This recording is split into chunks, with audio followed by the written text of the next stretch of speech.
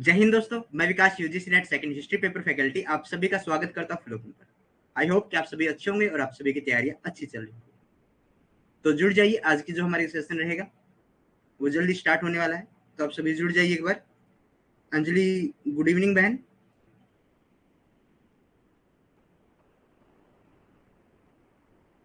Renu, good evening बहन, आप सभी को शुभ संध्या। जुड़ जाइए। उससे पहले जिस भी बच्चे ने अभी तक टेलीग्राम ग्रुप को ज्वाइन नहीं किया, इसको ज्वाइन कर लो, व्हाट्सएप ग्रुप को ज्वाइन कर लो, ताकि यूजीसी नेट के रिगार्डिंग जो भी न्यू अपडेट रहती है वो आपको मिलती रहे। इंस्टाग्राम पेज को फॉलो करो, यहाँ पर शॉर्ट्स वीडियो डलती है, जबकि point two point knowledge fact रखती है। फिलअप फॉर्म पर पेपर फर्स्ट और पेपर सेकंड दोनों क्लासेस स्टार्ट हो चुके हैं, जिसके अंदर मैंने एंशिएंट कंप्लीट कर दिया है और मेडिवल स्टार्ट है। नोट्स आपको मिलते हैं, लाइव क्लासेस आपकी रहती है, एमसीक्यू प्रैक्टिस आपका रहता है, फुल नोट्स रहते हैं। और पेपर फर्स्ट की फीस की अगर मैं बात करूँ तो 1,999 को पे करना पड़ता है। अगर ओनली पेपर सेकंड लेते हैं तो उसके लिए भी आपको 1,999 पे करना रहता है। अगर आप कॉम्बो लेते हो तो आपको 2,999 रुपीज आपको पे करना रहता है। और आप कूपन कोड यूज कीजिए VIK10। तो VIK10 जो कूपन कोड है उसको यूज कीजिए और अपना 10% का ऑफ में पाइए हर चीज के ऊपर। जो भी आप प्लेटफॉर्म के ऊपर बैच परचेज करोगे तो उसके ऊपर आपको 10% का ऑफ मिलेगा। तो आप VIK10 कूपन कोड यूज कर सकते हो। तो अभी आपकी जो गुड विशेष है वो ले लेते हैं। Good evening Renu, Paramdeep good evening, Champa good evening बहन। हेलो, चलो जुड़ जाइए।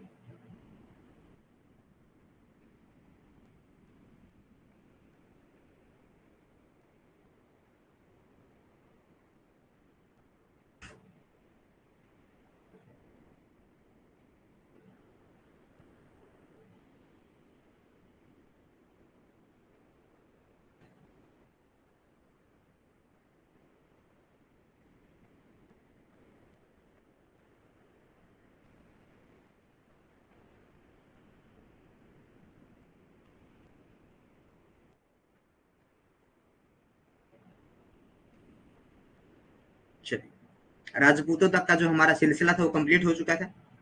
राजपूतों के हमने अभियान शुरू किए हैं कि राजपूतों के विरुद्ध जो जो अभियान किया था। हमने जो 1226 के अंदर इल्तुतमिश का जो वीर नारायण के विरुद्ध जो अभियान था उसकी हमने चर्चा की थी। रणथंबोर के ऊपर आक्रमण किया था और रणथंबोर पर यह कहावत थी कि 70 शासकों ने आक्रमण किया है लेकिन इसको कभी कोई जीत नहीं पाया, लेकिन इल्तुतमिश ने इसे जीत लिया। बाद चौहानों को जो दिल्ली सल्तनत की अधीनता के दौरान इसे वापस कर दिया। तो कमेंट करते कीजिए एक बार, आपको सब कुछ ऑडियो एंड वीडियो क्लियर है, उसके बाद क्लास को स्टार्ट करेंगे। और आज हम कोशिश करेंगे इल्तुतमिश को समाप्त करने की और रजिया सुल्तान का कुछ हिस्सा करने की।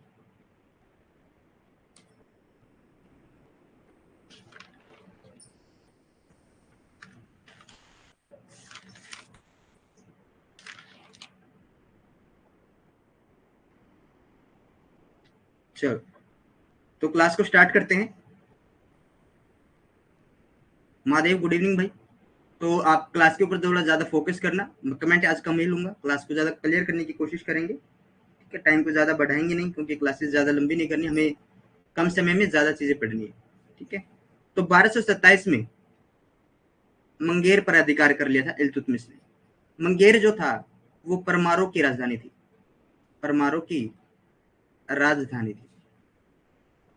और मंगेर पड़ता कहां पर है? शिवालिक क्षेत्र में है। कहां पर है? शिवालिक क्षेत्र में है।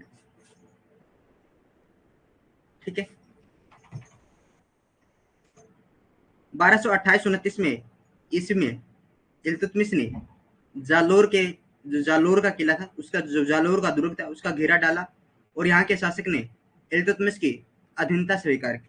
समय देखिए कौन सा है? 1228-29।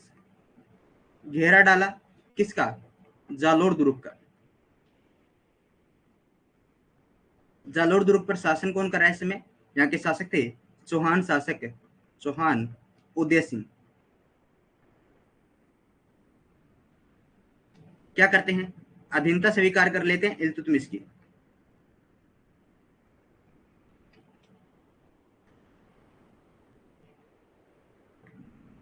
अधीनता स्वीकार की। क्या किया? कर देने के लिए राजी हो गए कि वार्षिक आपको कर दिया जाएगा। क्या किया जाएगा? वार्षिक आपको टैक्स पे किया जाएगा मेरी तरफ से। अधीनता स्वीकार कर ले। रेखा, गुड इवनिंग, आप सभी को शुभ संध्या। क्लियर है? इसके बाद क्या हुआ? जब इसने जालोर पर अधिकार कर लिया तो उसके बाद बयाना, थंगीर, अजमेर, सांभर पर अधिकार हो जाता है किसका? इल्तुतमिश का। गुजरात को नमक नगरी कहा जाता है भाई, गुजरात को नमक नगरी कहा जाता है। ठीक है, क्योंकि गुजरात के जो काफी सारी जो यहाँ पर है खारे पानी की झीलें हैं, डिडवाना होगी, लूरकन होगी, राजसमंद होगी, जैसमंद होगी, सांबर हो गई। ठीक है, ये क्या है? खारे पानी की झीलें, यहाँ से नमक बनाने का काम किया जाता है। और गुजरात के पोरबंदर नामक स्थान पर ही महात्मा गांधी जी का जन्म होता है। और क्या था वो, साबरमती आश्रम से दांडी मार्च तक का जो समय था वो भी यहीं पर किया गया था। और दांडी मार्च के दौरान ही नमक कानून तोड़ा गया था। नमक कानून बनाकर सविनय अवज्ञा आंदोलन था ये, जिसके दौरान 1930 में गांधी जी को यवर्दा जेल के अंदर डाल दिया गया था। और उसी दौरान 1932 के अंदर राष्ट्रीय पंचांड आया था और अंबेडकर जी के साथ समझौता हुआ था, यवर्दा समझौता। यवर्दा समझौता के दौरान ही आरक्षण शब्द की उत्पत्ति हुई थी। ठीक है, आगे चलते हैं। क्लियर है इतनी चीजें?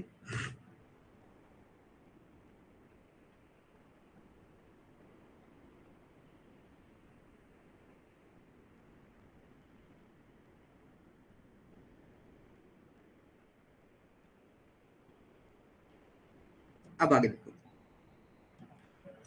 1230 में नागौर व जोधपुर का बहुत बड़ा भाग, बहुत बड़ा हिस्सा किसके अधिकार क्षेत्र में आ जाता है? इल्तुतमिश के अधिकार क्षेत्र में आ जाता है। 1231 में ग्वालियर के दुर्ग का घेरा डाला और यहाँ के शासक को, बाद में यहाँ से जो शासक था वो भाग गया था। क्या करता है? देखो, ग्वालियर के अंदर होता क्या है, 1231 का समय रहता है।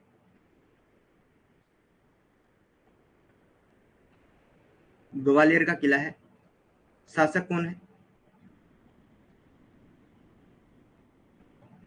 मल्यवर्मन। मल्यवर्मन देव। और इसका दूसरा नाम आपको मंगल देव भी मिलता है भाई, मंगल देव। अन्य नाम आपको मंगल देव इसका मिलेगा, मल्यवर्मन देव इसका नाम था। इसने 11 माह तक, पूरे 11 महीने भाई डटकर सामना किया इल्तुतमिश का, कि उसका आत्मसमर्पण नहीं किया। लेकिन दिसंबर 1232 में दुर्ग छोड़कर जाना पड़ा भाई इसको। दुर्ग छोड़कर भाग गया, तो दुर्ग छोड़कर भाग गया तो ऑटोमेटिकली इसके ऊपर किसका अधिकार हो जाएगा? इल्तुतमिश का अधिकार हो जाएगा। ठीक है,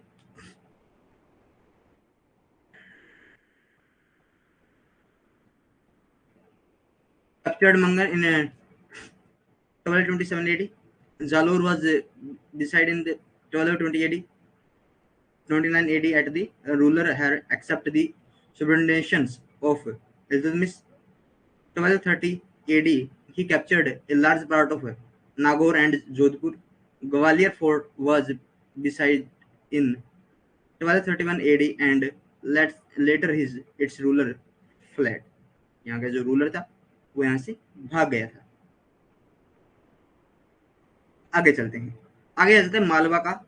मालवा के विरुद्ध इसने अभियान शुरू किया था। समय था 1234-35 ईस्वी में मालवा के विरुद्ध अभियान किया। बिलसा के दुर्ग के ऊपर अधिकार कर लेता है और बाद में उज्जैन पर आक्रमण करके जो महाकाल मंदिर वहां पर था 1235 के अंदर तोड़ने का काम करता है। घटनाएं क्या थी? समय है 1234-35। क्या किया? मालवा की तरफ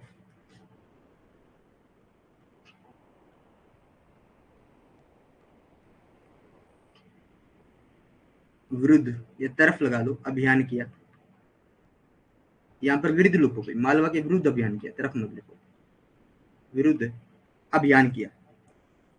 दुर्ग के ऊपर इसने, जो मालवा का दुर्ग था उसके ऊपर अधिकार कर लिया। दुर्ग पर क्या कर लिया?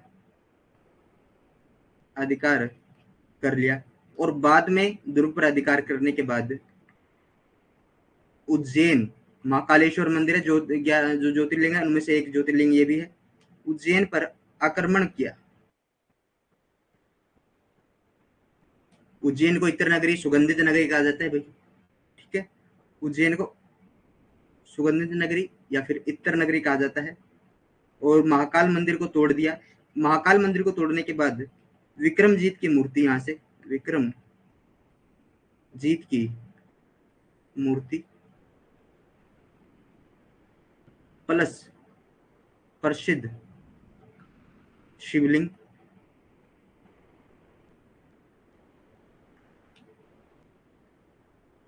अन्य राजाओं की अष्ट धातु से बनी मूर्ति है, राजाओं की अष्ट धातु से बनी मूर्ति अपने साथ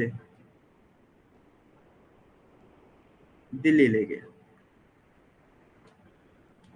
क्लियर है? In 1235 AD, campaign was conducted against Malwa, captured the fort of Bhilsa, later attacked Ujjain and destroyed the Mahakal temple. इसने भिल्सा के ऊपर क्या कर लिया? भिल्सा के दुर्ग पर अधिकार कर लिया। यहाँ पर भिल्सा दुर्ग पर अधिकार कर लिया। क्लियर है? आगे देखिए, समय आ जाता है 1229 ईस्वी में बगदाद के खलीफा से अधिकार पत्र प्राप्त किया और दिल्ली का वास्तविक संस्थापक व दिल्ली सल्तनत का प्रथम विधि सम्मत सुल्तान माना गया। यह विधि पूर्वक स्थापित किया गया सुल्तान ने, खलीफा ने जिसको अनुमति दे दी वो सुल्तान स्थापित कर दिया। ठीक है, क्योंकि इससे पहले हमने आराम शाह को पढ़ा, कुतुबुद्दीन ऐबक को हमने पढ़ा कि इनमें से किसी ने भी खलीफा से अनुमति नहीं ली, खलीफा से अधिकार पत्र नहीं लिया था।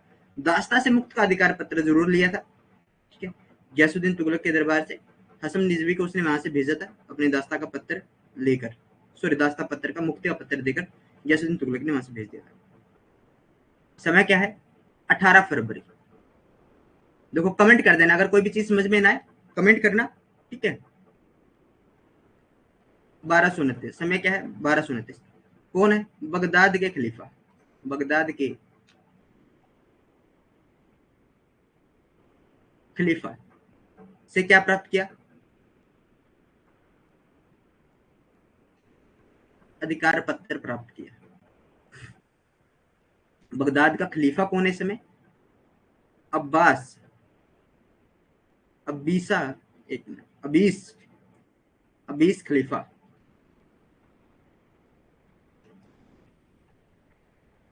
अल मुस्तनासिर बिला, ये खलीफा थे यहाँ पर।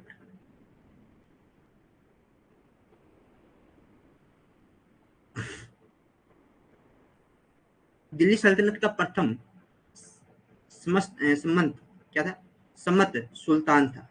विधि सम्मत यानी विधि द्वारा स्थापित सुल्तान इसको माना जाता है। अब इसकी अंतिम अभियान की हम चर्चा करेंगे और अंतिम अभियान में इसकी मृत्यु हो जाती है और उसके बाद इसकी प्रशासनिक उपलब्धियों की हम चर्चा करेंगे। इसने 40 संगठन का निर्माण करवाया। वो जो सुल्तानगढ़ी का मकबरा बनवाया, जिसे मकबरा शैली का जनक इसको कहा जाता है। क्या कहा जाता है? मकबरा शैली का जनक इल्तुतमिश को कहा जाता है। उन चीजों की हम चर्चा करेंगे। तो आप मुझे कमेंट करके बताइए इतनी चीजें समझ में आ गई?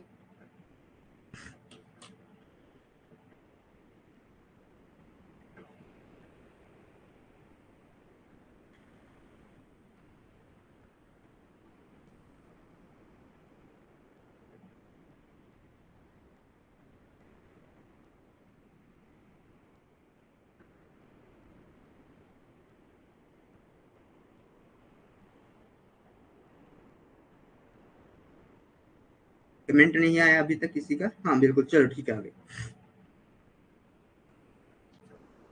अब देखिए, अंतिम अभियान 1236 में इल्तुतमिश का अंतिम अभियान खोखरों के विरुद्ध था। अभियान के दौरान इल्तुतमिश बीमार पड़ गया और पालकी में बिठाकर उसे दिल्ली लाया गया वापस, जहाँ 30 अप्रैल 1236 में इसकी मृत्यु हो जाती है। पूरी घटना देखिए।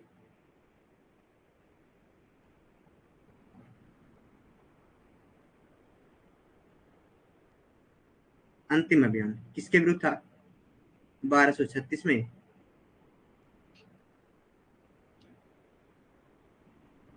क्या होगा प्रेमदीप? कोई प्रॉब्लम नहीं है, हंसी आ रही है तो अच्छी बात है ना, हंसना तो चाहिए। देखो, इंसान खुश मिजाज रहता है। अगर आप बेवजह हंसते हो तो इसका मतलब आप खुश हो।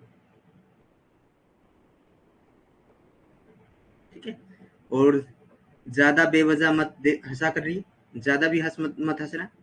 क्योंकि आपने वो अजय देवगन की वो मूवी तो देखी होगी जिसमें वो चिल्लाता है खून खून खून, है ना? वो मूवी तो देखी होगी आपने। तो ज्यादा चिल्लाने वालों के ऊपर, ज्यादा बेवजह हंसने वालों के ऊपर जो प्रक्रिया अजय देवगन के साथ कारागार में की जाती है वो प्रक्रिया भी हो जाती है। कोई बात नहीं। अरे अपनी क्लास है, कुछ जो मर्जी करता है वो किया, घबराए मत करो। हाँ, दिल वाले, बिल्कुल। तभी तो मैंने कहा है ना, जो प्रक्रिया अजय देवगन के साथ उसमें की गई थी कारागार में, ठीक है, अगर आप ज्यादा बेवजह हंसोगे तो वो हो जाएगी। बिल्कुल हंसते रहा करो, हंसने में कोई बुराई नहीं।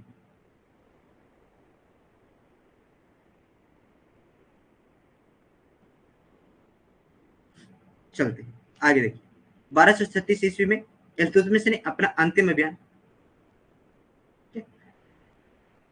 अपना अंतिम अभियान इल्तुतमिश ने, अरे अब इल्तुतमिश के बारे में देख लो, उसको छोड़ दो।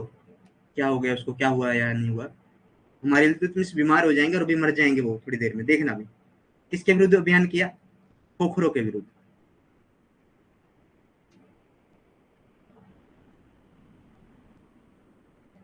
खोखरों के विरुद्ध अभियान क्या था? इनका जो केंद्र था अभियान का, जो केंद्र था, इनकी शक्ति का केंद्र था, खोखरों की शक्ति का केंद्र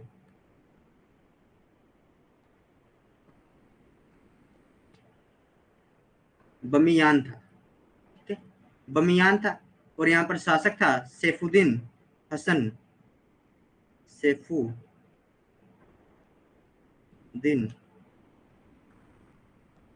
हसन कारलू। ठीक है।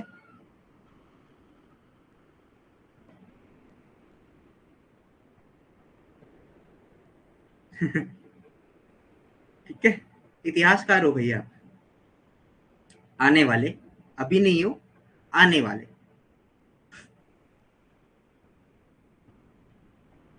ठीक है। तो आपके ऊपर बहुत सारी चीजें डिपेंड करेगी। अगर आप निष्पक्ष होकर सारी चीजों के काम करोगे तो आप एक अच्छे इतिहासकार बनोगे और बीबी लाल जी की तरह आपका नाम भी अमर हो जाएगा। और बहुत से इतिहासकार हुए हैं जिन्होंने अपना नाम स्वर्णिम अक्षरों में लिखाने का काम किया है। सैफुद्दीन हसन कारलू कौन था? ये यहाँ का शासक था। हमने पीछे एक शासक का नाम पढ़ा था, जलालुद्दीन मंगबरनी।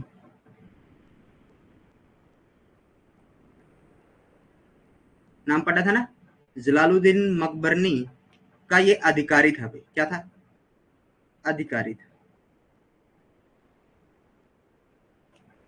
अभियान के दौरान ही इल्तुतमिश क्या हो जाता है, बीमार हो जाता है। और बीमार होने के बाद इसको पालकी में बिठाकर 20 अप्रैल 1236 को कहां पर लाया जाता है? दिल्ली लाया गया भाई। और दिल्ली में 30 अप्रैल, 10 दिन ही पकड़े बस, ज्यादा समय तो लिए नहीं, 1236 को इसका मृत्यु हो जाती है, इसकी देहांत हो जाता है। ठीक है, क्या हो जाती है? मृत्यु हो जाती है, देहांत हो जाता है। यहां तक चीजें समझ में आ गई। तब मैं एक व्यक्ति की चर्चा करूंगा, शेख जमालुद्दीन की। शेख जमालुद्दीन ने इसकी मृत्यु के ऊपर शोक के गीत गाया था भाई। ठीक है,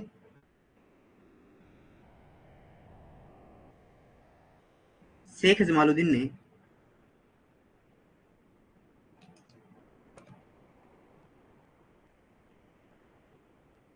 शेख जमालुद्दीन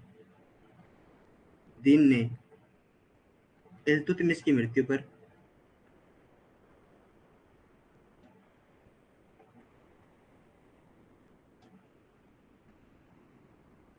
शोक गीत गाया था।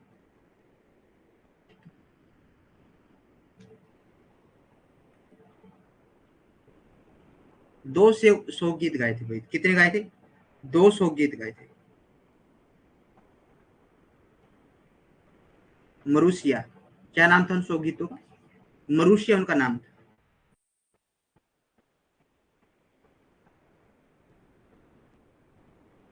इसका जो संबंध है हरियाणा के हाँसी जिले से था।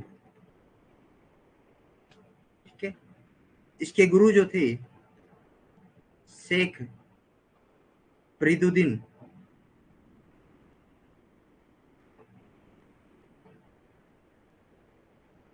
गजे शंकर। शेख फरीदुद्दीन गजे शंकर इसके क्या थे?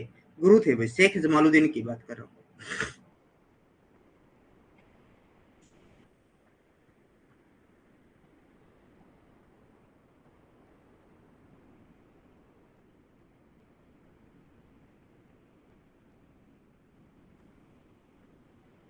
आगे बढ़े। received the letter of the authority from the Khalifa of Baghdad in 1229 AD. He is considered the real founder of Delhi and the first legal Sultan of Delhi Sultanate. Last campaign and death. Iltutmish last campaign 1236 AD as was the guest of Khokruz. Iltutmish fell ill. During the campaign he was brought back to Delhi in a palanquin where he died on 30 April 1236. आपका जो अल्तुतमिश था, अल्तमश था, इलेतुतमिश था, उसकी अब हो चुकी है मृत्यु। तो अब उसने कुछ अच्छे कार्य किए प्रशासनिक व्यवस्था के अंदर। उसकी प्रशासनिक व्यवस्था के अंदर देखते हैं क्या क्या कार्य देते हैं। देखो, यहाँ पर मैं थोड़ा सा आपको समझाने की कोशिश करूंगा।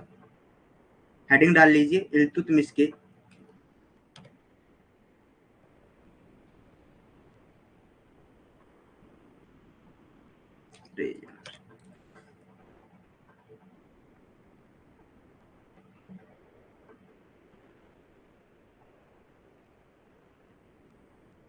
प्रशासनिक उपलब्धियां।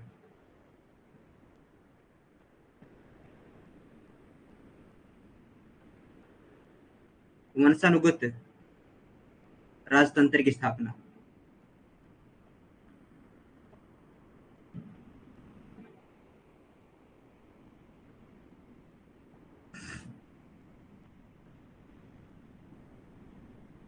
दो किताबें थी भाई, ईरानी राजतंत्र से संबंधित।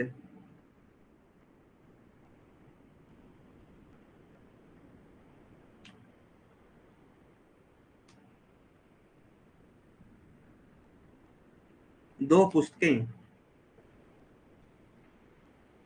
अपने पुत्रों के लिए मंगवाई थी राजनीति का ज्ञान करवाने के लिए।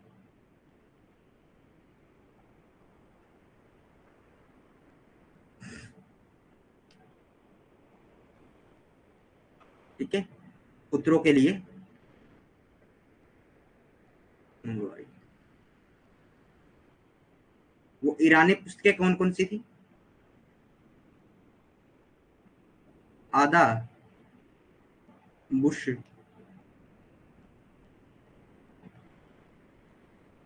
सलातिन और महा शिरू सलातिन।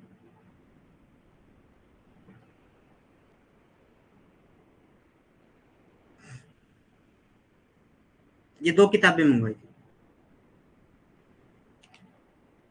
क्लियर?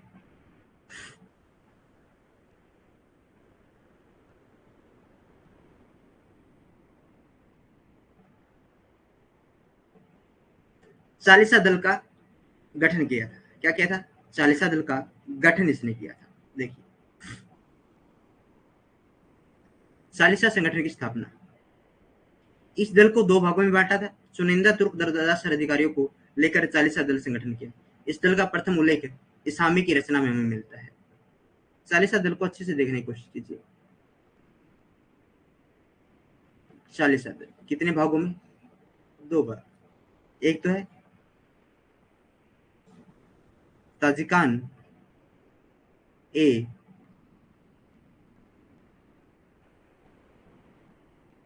गुजीदावल वसल, एक भाग तो है। इसमें क्या है? इसमें कुलीन परिवार के, जो कुलीन वंशों के अतुर्क विशेष अधिकारी, कुलीन वंशों के अतुर्क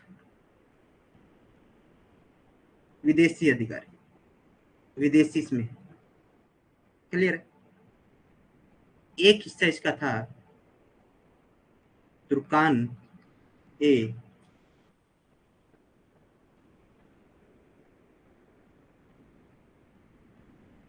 पाक, तुर्कान एक, पाक असल, ये हिस्सा था।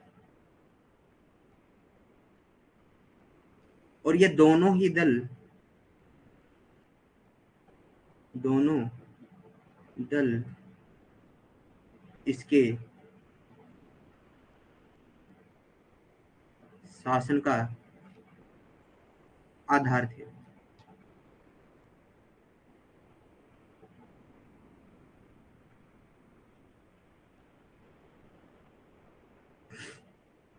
इल्तुतमिश के शासन का आधार कौन से थे?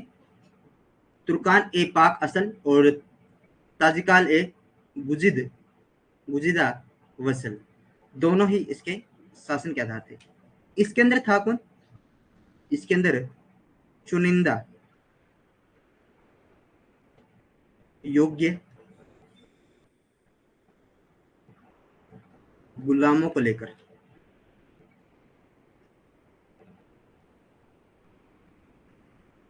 चालीसा दल बनाया था।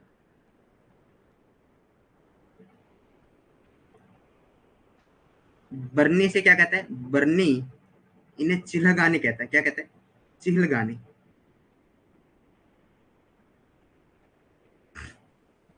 क्या कहा है? चिल्हगाने बर्नी ने कहा है। इसका प्रथम उल्लेख हमें इसामी की रचना फतुहा अस सलातीन में मिलता है। इसामी की रचना कौन सी है? फतुह अस सलातीन, सलातीन में इस चीज का हमें उल्लेख मिलता है। इसमें कहा है कि जो 40, इसमें क्या कहा है? एक बार आप मुझे कमेंट करके बताइए, इतनी चीजें आपको समझ में आ गई? फिर जो इस्लामी की रचना है उसमें क्या उल्लेख मिलता है, उस चीज के हम बारे में चर्चा करेंगे। इसमें उल्लेख मिलता है कि जो 40 गुलाम थे चीनी व्यापारियों के द्वारा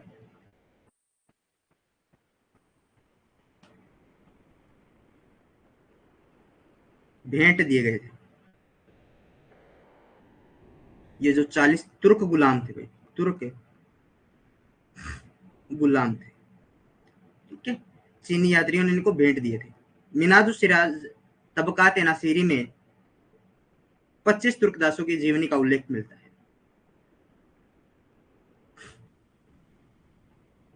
कमेंट कीजिए, इतनी चीजें क्लियर?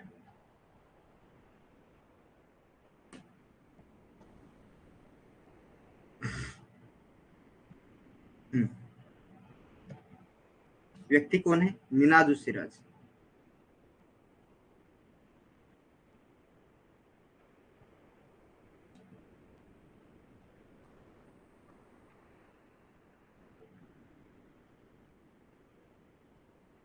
रचना कौन सी? तबकात ए नासिर। अध्याय 22वां और 25 तुर्कों की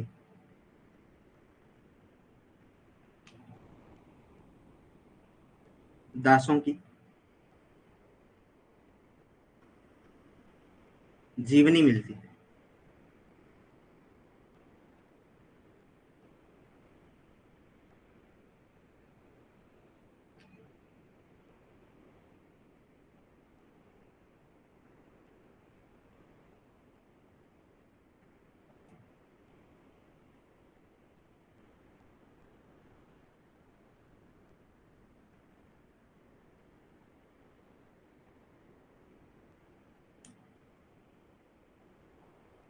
क्लियर है?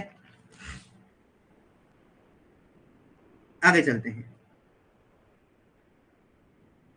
एकता व्यवस्था सामंतशाही के विनाश के लिए शुरू की थी। इसमें इक्तदारों का तबादला भी किया जाता था। इसमें क्या किया जाता था भाई? इक्तदारों का तबादला भी इसमें किया जाता था। ठीक है। कबीर खां, कबीर खां एक दास है। ठीक है, एक दास है, मुल्तान का राज्यपाल था। ये कहाँ का राज्यपाल था? मुल्तान का राज्यपाल था। किसी ने ढंग से यहाँ पर काम नहीं किया तो इसको यहाँ पर क्या किया था? वापस बुलवा लिया था और हरियाणा के पलवल नामक स्थान पर भेज दिया था। पलवल नामक स्थान आजीविका चलाने के लिए दे दिया। ठीक है। इसमें इक्तेदारों का क्या कर देता था? तबादला किया जाता था। सेना रखता था भाई। प्रथम सुल्तान था सेना, प्रथम सुल्तान जिसने एक स्थायी सेना रखी, एक स्थायी सेना रखी। एकता व्यवस्था से प्रश्न आता है भाई, एकता व्यवस्था किसने चलाई थी? तो इल्तुतमिश ने चलाई थी भाई। ध्यान रखना, आपका वनडे जो भी इतना बिग एग्जाम होता है, एकता व्यवस्था से कोई ना कोई प्रश्न बन जाता है। ठीक है, तो इसको ध्यान में रखना। आगे चलते हैं। मुद्रा प्रथा, मुद्रा प्रथा, मुद्रा प्रथम तुर्क सुल्तान था जिसने शुद्ध अरबी सिक्के जारी किए थे। सांधी के सिक्के को टका और टके पर क्या था? खलीफा का नाम अंकित था और स्वयं की उपाधियां और समय के लिए विभूषित करने वाले अच्छे शब्द यहाँ पर लिखे हुए। ठीक है। और जो टका था उसके ऊपर टकसाल का नाम लिखा मिलता था।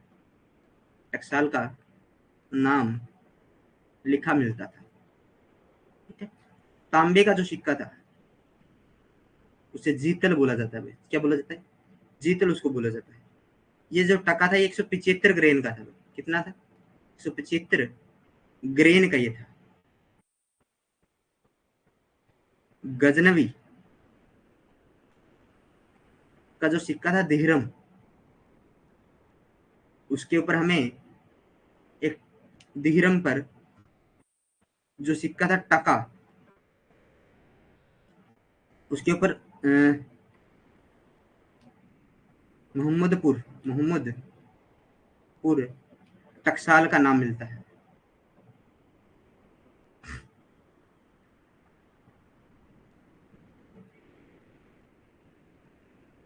ठीक है। न्याय व्यवस्था, राजधानी में न्याय के लिए काजी और अमीर नियुक्त किए थे। न्याय चाहने वाले व्यक्तियों को लाल वस्त्र धारण करना पड़ता था।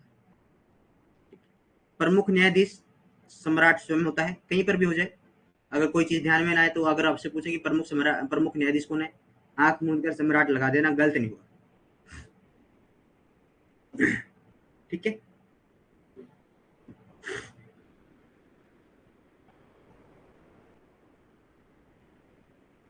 अब इसकी सांस्कृतिक उपलब्धियां देख लेते हैं।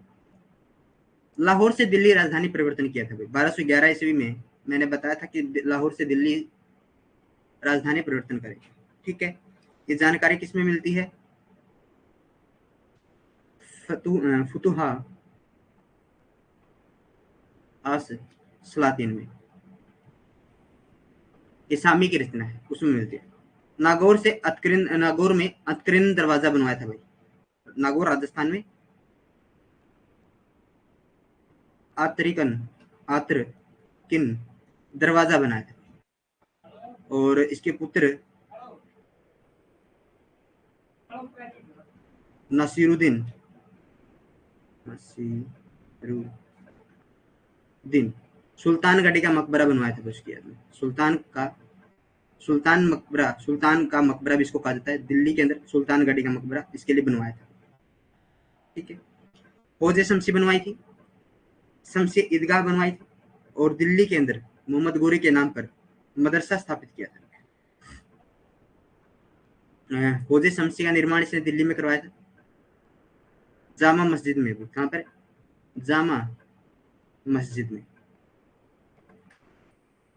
1223 में। ठीक है, शेखुल इस्लाम का पद बनाया था भाई, मोहम्मद गोरी के लिए मदरसा स्थापित किया था।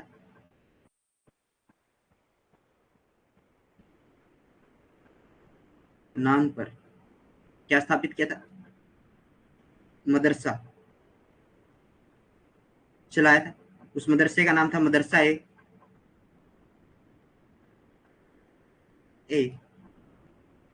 मुइज मुइज।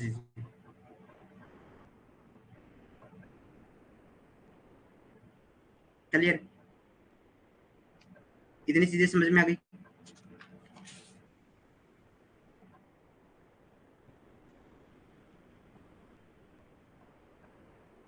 और क्या बचता है यहाँ पर? हाँ, 1236 के अंदर सालिसा, जो 1236 का और 66 तक का जो युग है उसको चालीसा युग कहा जाता है।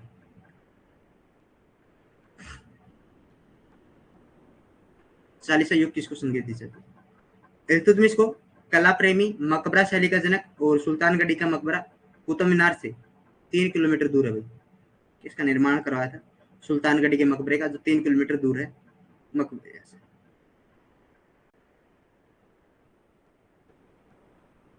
देखो,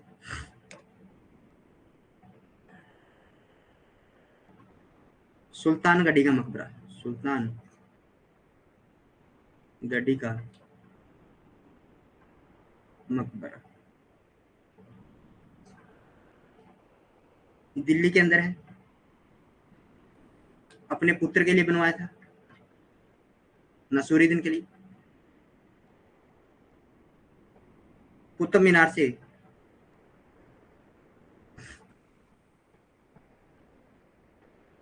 3 किलोमीटर की दूरी पर है। इल्तुतमिश का मकबरा, स्वयं का मकबरा भी इसने स्वयं बनवाया था भाई, जीवित रहते हुए। 1234-35 में इसका निर्माण करवाया था इल्तुतमिश ने स्वयं। लाल पत्थर से बना हुआ है।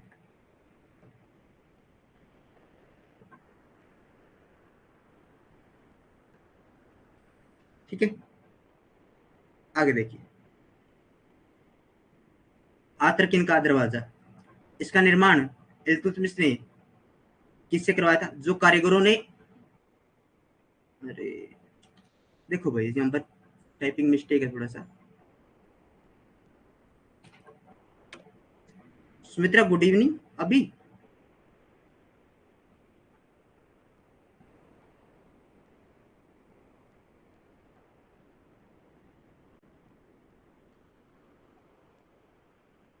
दरवाजा, सिंह दरबार इसको कहा जाता है। क्या कहा जाता है? सिंह दरबार इसको कहा जाता है।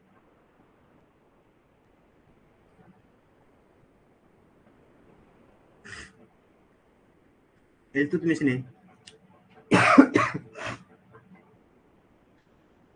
इल्तुतमिश ने उन कारीगरों से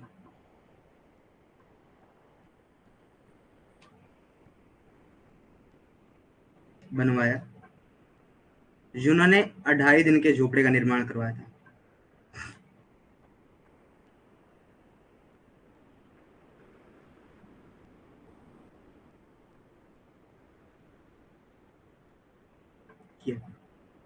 ठीक है, क्लियर है?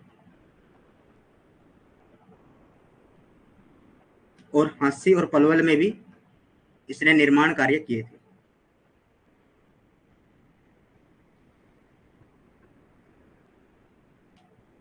तो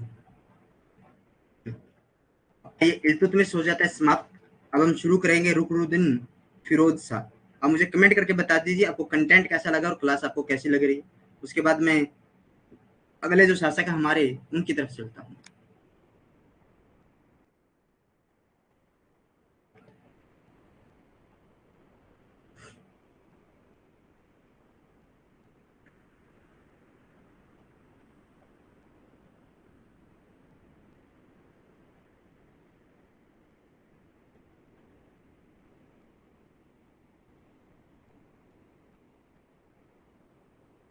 निर्माण कार्य करवाए थे भाई वहां पर भी।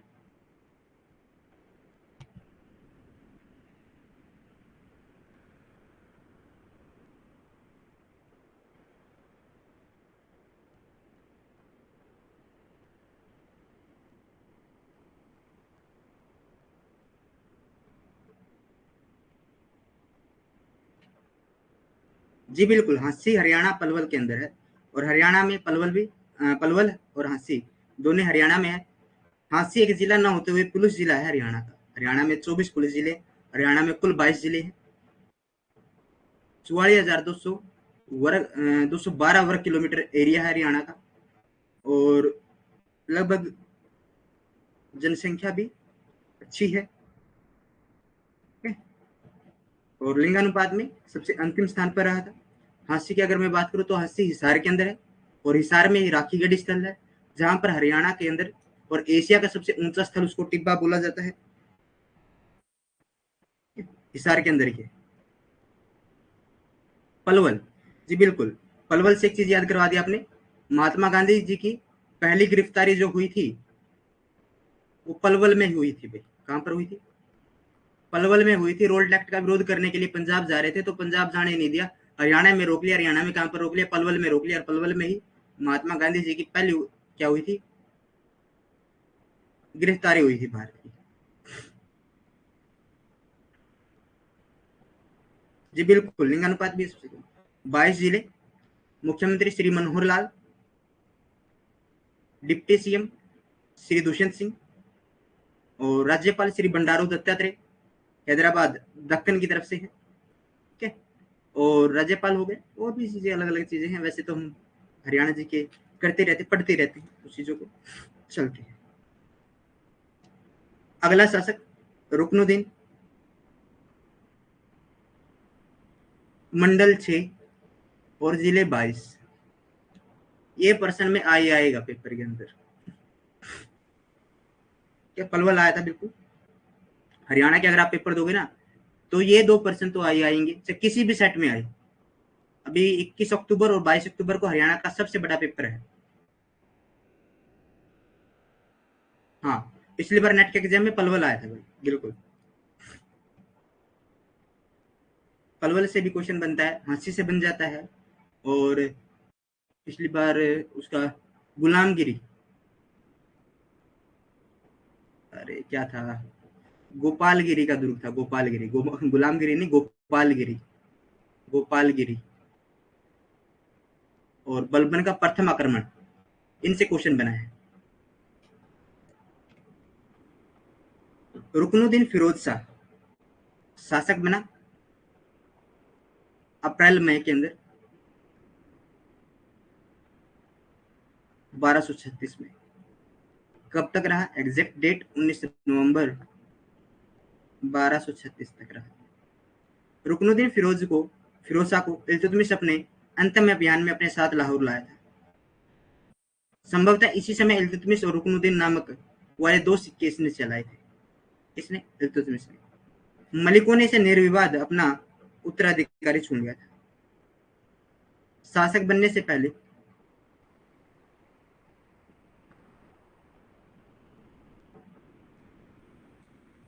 बदायूं का बदायूं व लाहौर का गवर्नर था। बदायूं का शासक कुबाचा के पूर्व मंत्री आइन एन मुल्क हुसैन चलाते थे। ठीक है? इनकी सहायता कौन करता था?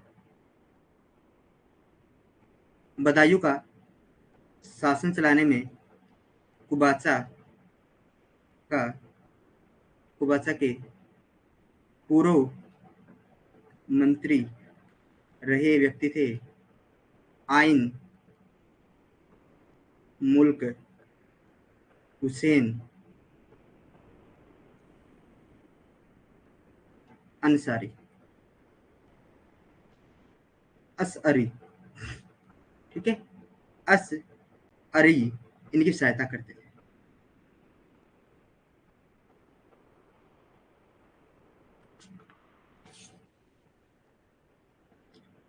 Iltutmish brought Ruknuddin Firoz's Shah with him to Lahore.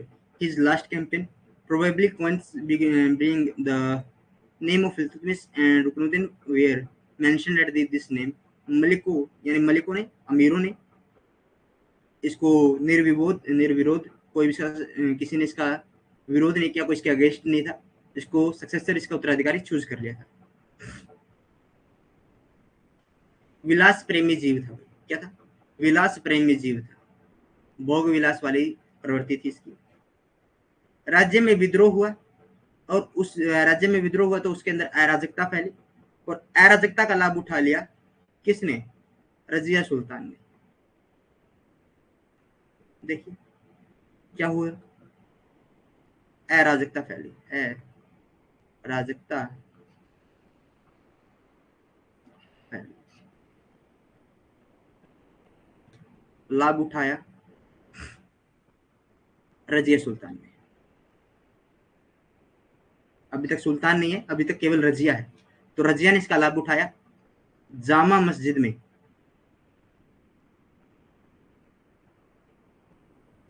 जुम्मे की नमाज के बाद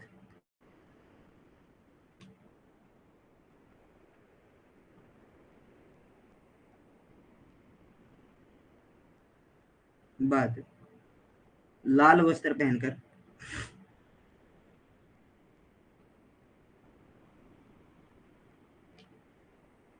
जनता के समक्ष आ गई, जनता के समक्ष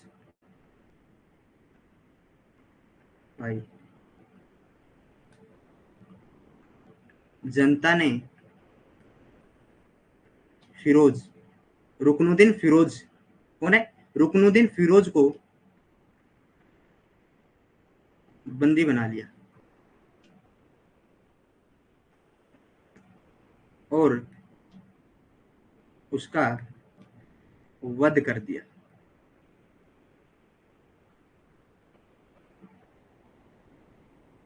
रुकनुद्दीन फिरोज का जो शासन था वो कितने समय चला? 6 माह 28 दिन। 6 माह 28 दिन इसने शासन किया था।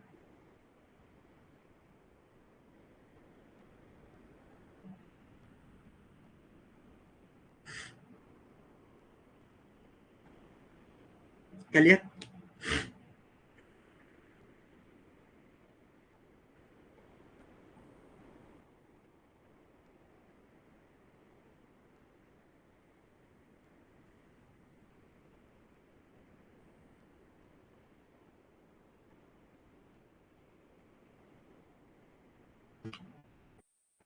जी बिल्कुल, रजिया सुल्ताना का मकबरा कैथल में, संगरूर रोड के ऊपर है।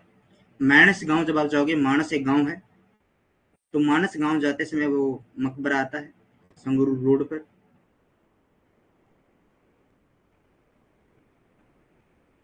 और वहीं पर अंजनी माँ का टीला भी वहीं पर ही। ठीक है, आज के लिए अगर आपको ये ओवरडोज नहीं लग रहा है तो हम रजिया सुल्तान को स्टार्ट कर लें। पूरा नाम उसका, गद्दी तक बैठाने वाली चीजें बाद में देख लेंगे, या फिर काफी है?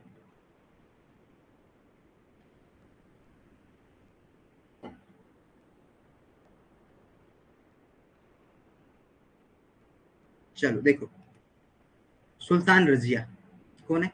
सुल्तान रजिया 1236 से लेकर 1240 तक।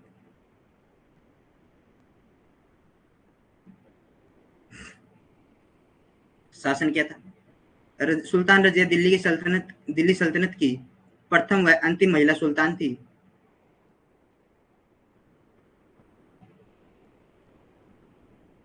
ठीक है, जब इल्तुतमिश ग्वालियर अभियान में रहा तो दिल्ली का प्रशासन रजिया को सौंप दिया। भाई रजिया को प्रशासन सौंप दिया तो रजिया को क्या लगा? रजिया के प्रशासन से प्रभावित हुआ और आते ही ग्वालियर अभियान से इसकी तारीफ शुरू कर दी और इसकी तारीफ में सिक्के जारी किए हुए, क्या किए, सिक्के जारी किए, जिसमें एक साइड तो इल्तुतमिश इल्तुतमिश प्लस रजिया का नाम लिखा था। नाम से याद आया, इसका पूरा नाम जुलोलात उद्दीन उद्दीन रजिया की पूरा इसका नाम, ठीक है। इसका जन्म जो हुआ था बदायूं में हुआ।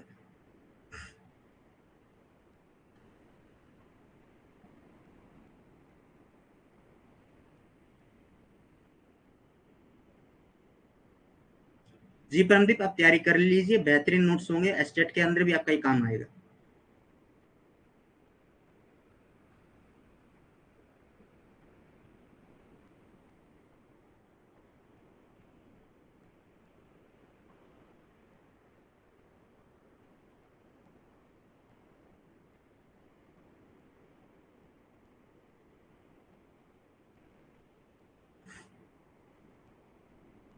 ठीक है, आप तैयारी रखिए अपनी अच्छे से।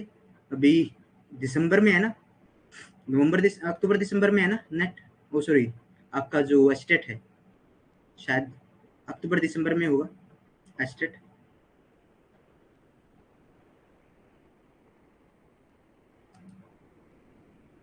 रजिया सुल्तान 1236 में गद्दी पर बैठी और इतिहास में पहली बार उत्तराधिकार के लिए स्वयं जनता ने निर्णय दिया था। उसके चयन से इल्तुतमिश का चयन न्यायसंगत सिद्ध हो गया।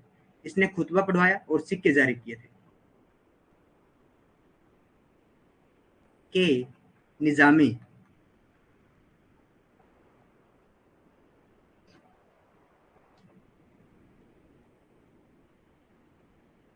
रजिया का सुल्तान बनना दिल्ली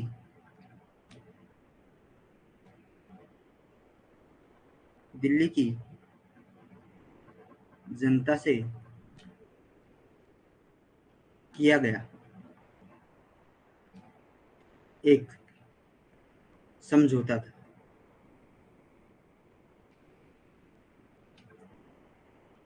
यदि वह उनकी प्रत्याशाओं के अनुरूप कार्य न करे तो उसे पद से हटा दिया जाए।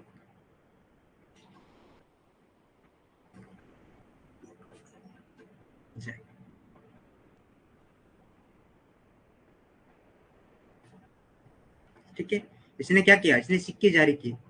जो सिक्के इसने जारी किए थे भाई, सिक्के के ऊपर नाम मिलता है, बहुत बड़ा नाम है इसका, सुल्तान रजिया अल दुनिया वाल दीन बिन बित अल सुल्तान।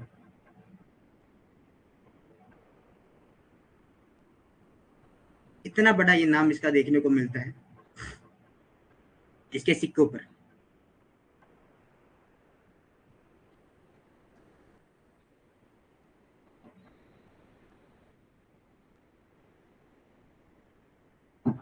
रजिया सुल्तान ने अपने अभिलेखों में लिखवाया कि मैं पुत्री हूं इल्तुतमिश की। भाई क्या लिखवाया कि मैं इल्तुतमिश की पुत्री हूं। और उन्हीं के डिफरेंस में अगर हम पढ़े रुद्रमा को, काकतीय वंश की शासक थी रुद्रमा देवी, 1262 से लेकर 1289 तक रही। अपने अभिलेखों में उसने अपने आप को एक पुरुष के रूप में स्थापित करने की कोशिश की।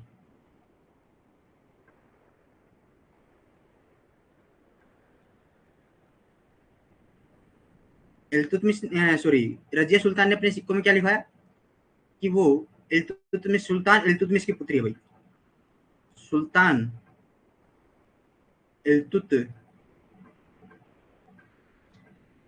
की पुत्री, ये बात लिखवाई।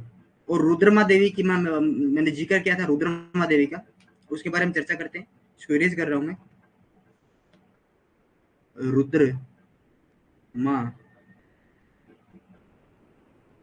रुद्रमा देवी 1262 से लेकर 1289 तक।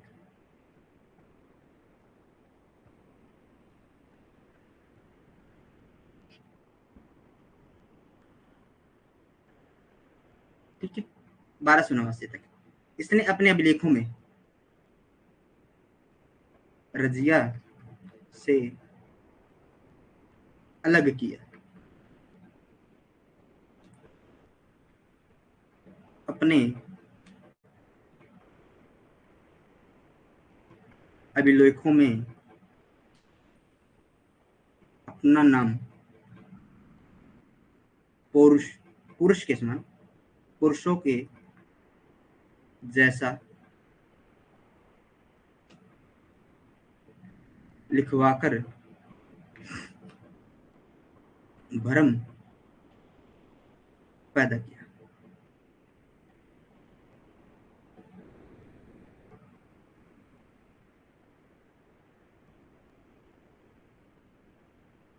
Rajah Sultan ascending the throne in 1236 for the first time in the history, the people themselves decided on successions. Iltutmish's election was justified by his selection. He got the Qutb, he got the Khutba read and issued points. उसने खुतबा पढ़वाया और सिक्के जारी किए। यहाँ तक चीजें समझ में आ गई?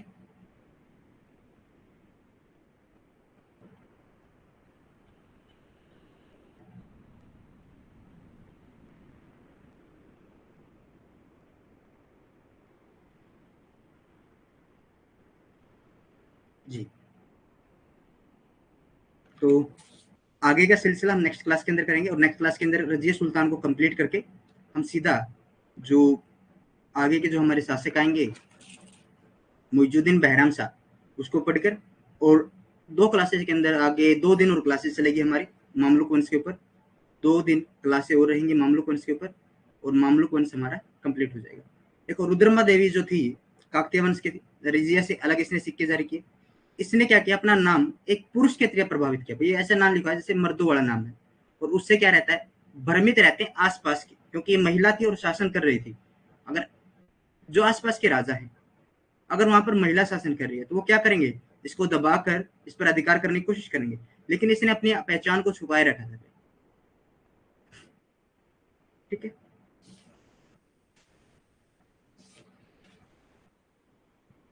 तो इस क्लास को हम यहीं पर समाप्त करते हैं। अब मुझे कमेंट करके बता दीजिए आपको क्लास कैसी लगी, और फिर इस क्लास को एंड करेंगे हम। जल्दी से बताइए।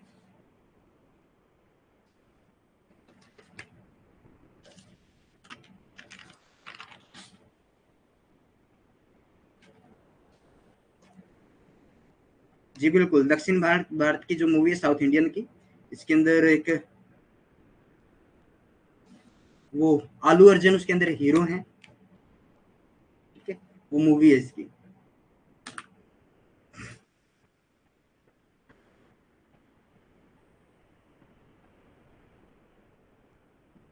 जी धन्यवाद आप सभी का, शुक्रिया।